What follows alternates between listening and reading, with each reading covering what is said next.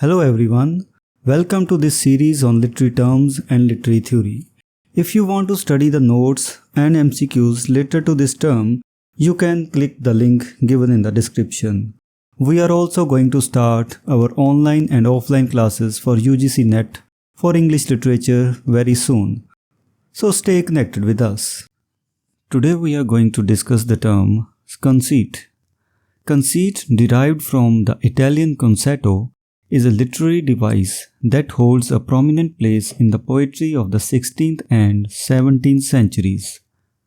It involves the establishment of a striking parallel between two dissimilar things or situations, often ingeniously elaborate. During this period, English poets adapted the term from Italian, using it to describe figures of speech that draw attention to elaborate comparisons and metaphors. Petrarchan conceit. One of the most common types of conceit is the Petrarchan conceit, which found its roots in the works of the Italian poet Petrarch. However, it became somewhat cliched when imitated by some of his followers among the Elizabethan sonneteers. The Petrarchan conceit is frequently employed in love poems, where it portrays the mistress as cold and cruel as she is beautiful, while her worshipful lover suffers in distress and despair. Petrarchan conceit examples.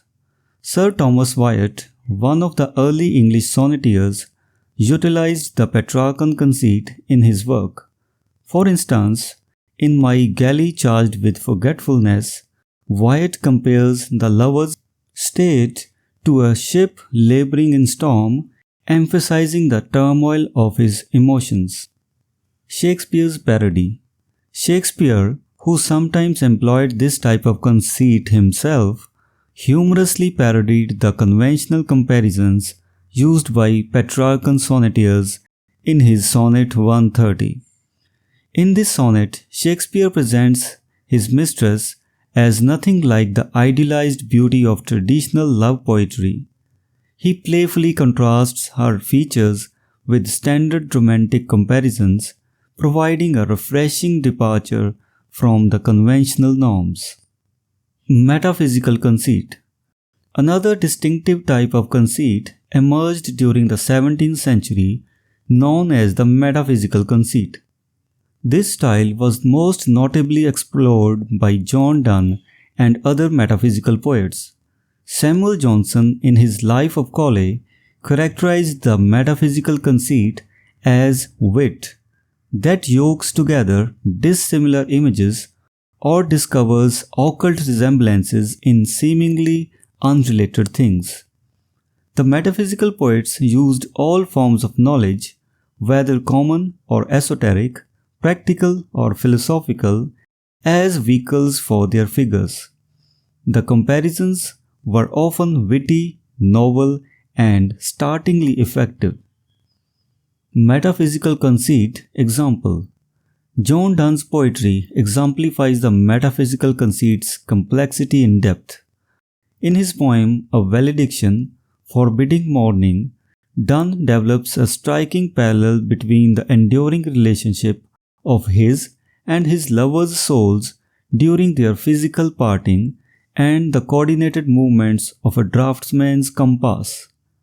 This imaginative comparison skillfully conveys the strength and stability of their love despite being physically separated. Resurgence and modern use. While the metaphysical conceit fell out of favor in the 18th century, due to perceptions of it being strained and unnatural, it experienced a resurgence in the 20th century. Modern poets such as T.S. Eliot and Dylan Thomas embraced this type of figure in their work, using it to create thought-provoking connections between diverse elements. The conceit even made its way into popular songs composed by educated musicians like Cole Porter, adding a touch of sophistication and wit to their lyrics. Conclusion.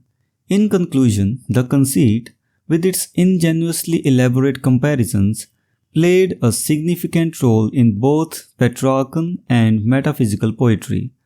While the Petrarchan conceit focused on themes of unattainable love, the metaphysical conceit delved into complex, imaginative connections.